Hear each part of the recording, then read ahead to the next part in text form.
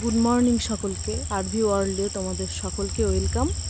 আজকে আমি তোমাদের দেখাতে চলেছি হাঁসির চর্বি দিয়ে কিভাবে পুঁই শাক চচ্চড়ি করতে হয়।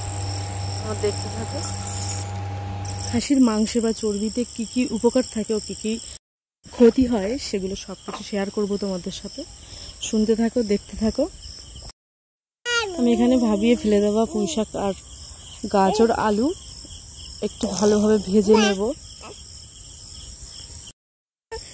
হাঁসির মাংসে বা চর্বিতে ত্বক ভালো রাখে এবং এতে প্রচুর পরিমাণে ক্যালসিয়াম থাকায় দাঁত, হাড়, নখ, চুল এগুলো খুব ভালো থাকে। কিন্তু অতিরিক্ত খাওয়া কখনোই ঠিক না। অতিরিক্ত খেলে শরীরে মেদ দেখা দেবে। পুঁই শাক আর গাজর আলু খুব ভালোভাবে ভেজে নিচ্ছি একটু হলুদ আর লবণ দিয়ে।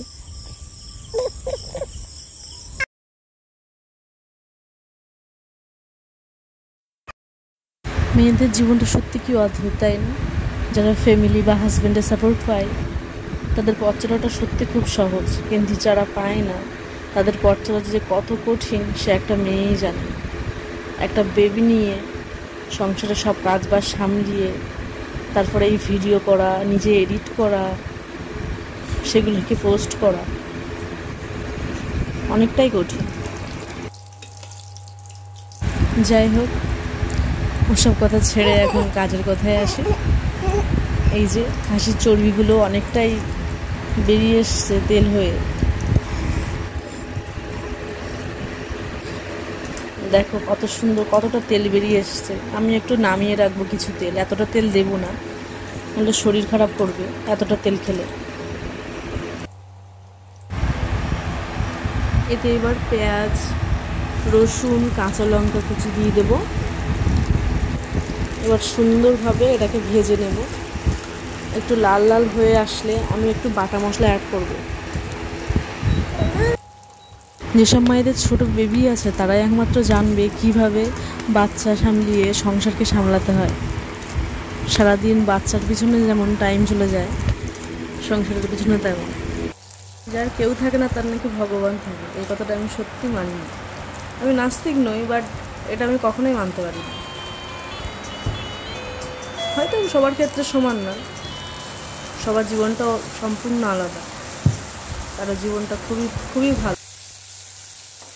আর মশলাটা কষানো হয়ে গেছে, এবার আমি তরকারিটা ঢেলে দেব।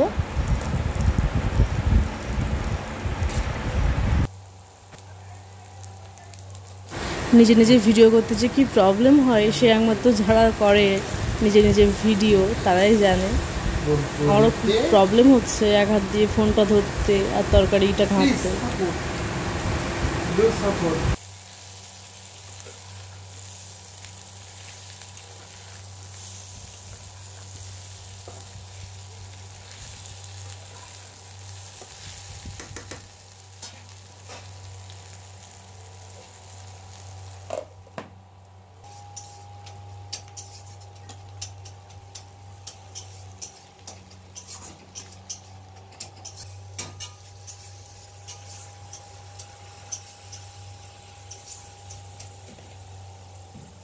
একটু পরিমাণ মতো জল দিয়ে দেব যাতে তরকারিটা খুব ভালোভাবে সেদ্ধ হয়ে যায়, সুন্দরভাবে তেল ছেড়ে যায় গা থেকে।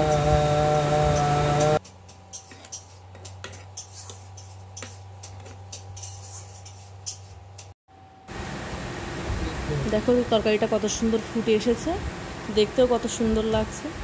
এবার এটাকে খুব ভালো করে ঘেঁটে জলটাকে পুরো শুকিয়ে নেব, আর তরকারিটা শুকিয়ে আসলে চচ্চড়িটা রেডি হয়ে যাবে।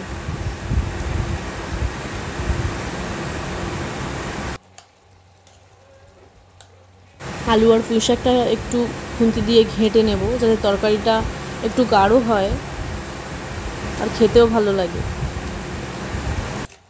জলটা শুকানোর পথে যত তরকারিটা ঘাঁটা হবে তত টেস্ট উঠবে। তরকারিটা হয়ে এসেছে, এবার আমি একটু গরম মশলা ছড়িয়ে দিলাম, আরও ঘাঁটতে থাকবো। ফাইনাল লুকটা আমি তোমাদের দেখাবো। ফাইনাল লুকটা দেখানোর সৌভাগ্য হয়নি, ফ্রিজে ছিল সেটা দেখিয়ে দিলাম তোমাদের।